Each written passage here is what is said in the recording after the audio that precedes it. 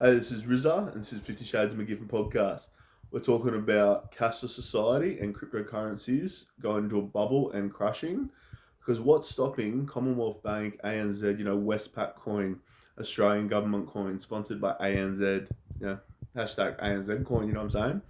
If we go cashless, not only are the banks going to make more money, look, absolutely, but a sense of illicit items, we're talking drugs, we're talking guns. How are you going to get the guns and drugs in the country, M16s, pieces, 3D print, accessories, whatever, How can you get these items in the country if there's no financial gain? What makes the world go around? Money. Why do you work? Money. Why do you do this? Money. Why did you invest in that? Money. The economy and money make the world go around. Before money, people were trading for things with value, which became money, and now we're going to go cashless, which is great. I'm all for cashless society. Imagine trying to get off a drug dealer with no cash. Your cryptocurrency is broke. The people who invested have lost billions upon billions and be like, mate, I'm a law-abiding citizen, but I'll do you and your crew a favour. Fuck's this cunt going to do? You know what I mean? So it's going to be interesting in the next 10 years when vehicles are going to be compulsory manufactured to have a camera in them, 360 on the top, one at the front, one at the back, not only for insurance reasons, for safety reasons and, government control regulation. So what I think is going to be interesting when you have these crime syndicates, OMCG, apparently a lot of bikies, there's these carbon fiber trackers that's like sort of occasionally transmit.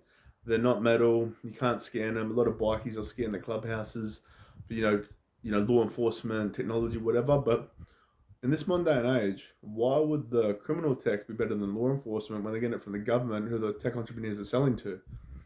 That's the reality.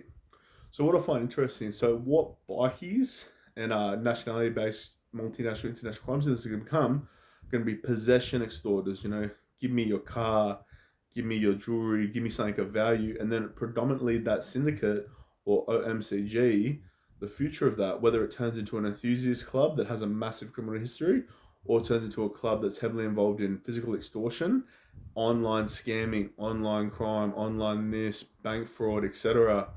It's going to be all online scamming because that's the future of crime. So about all the illicit drugs coming in, you have a period where there's a bit of pseudoephedrine left over, there's your meth, few drugs will circulate, they'll be gone.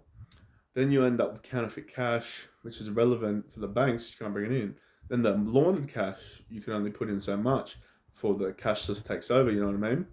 So what will be interesting in the next 10 years, not just that, how will a crime gang operate if they don't have drugs, they don't have guns, how do they have power, how do they have intimidation, how do they have, anything? So in a sense of murder rate, that's going to massively decrease. Drug OD, massively decrease. People going on welfare for schizophrenia, bipolar, whatever, massive decrease. Anything cashless is going to economically do Australia a favour. Because not only is everyone going to be having to pay tax, no cashies, whatever, no drug trafficking, no guns, more people won't be getting killed. They're going to be working. They're not going to be on drugs all day. You're going to have alcohol card regulations, and you're also going to have like gambling like regulation. You can't gamble more than X amount every week or a certain day, hour, time frame, whatever. So what is going to be even more interesting is when it comes to people who are drug addicts, they're going to have to get clean. They're going to have no other option. They're going to eventually have to start getting, jobs, employment, some sort of financial side hustle income. Then with Centrelink, your government welfare, what will happen there? Basically, they'll do a card. You cannot buy alcohol, cigarettes, use this money for gambling, and obviously there will be no illicit drugs because cashless. They're not going to be able to even fuel crime at a Microsoft level, even though it was massively funded prior because cash society, regulations, people are going to have to spend the money on genuine necessities.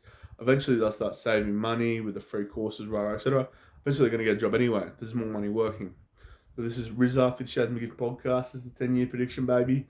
This is the truth, nothing but the truth. Like, comment, share, subscribe. You know.